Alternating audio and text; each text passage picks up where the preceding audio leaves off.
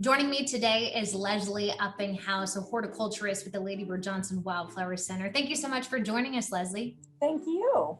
It is wildflower season here in Central Texas, and I know a lot of people are excited about it. We see them all over. We see them on the edge of the highways, the big fields.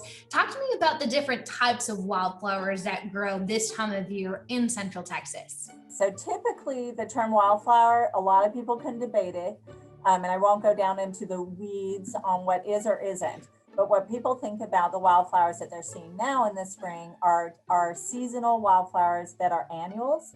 And so those annuals right now, it's basically your bluebonnet. You're seeing some of the Indian paintbrush, which is the little red, it looks almost like a paintbrush, right? And then you're going to start to see things like coreopsises that are yellows.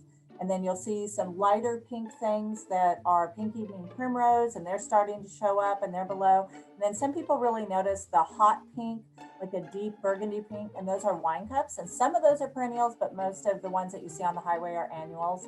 And then later, as it kind of goes week by week, you'll start to see what people call the Indian blanket, and then some black-eyed Susans. So those are Rudbeckias and Gaillardias. And so as the season progresses, the colors sort of shift. So right now you're seeing sort of the hot primary colors, and then it kind of goes into these pale colors and yellows and lavenders and pale pinks. And it kind of goes on and on and on. And then people just sort of stop. They take flowers for granted. And that's when I figure, okay, now we're in our summer season.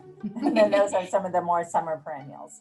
So those are the big grouping that you're seeing right now. Leslie, thank you so much for joining us and giving us the 411 on wildflowers here in Texas. You're very welcome. Enjoy the spring.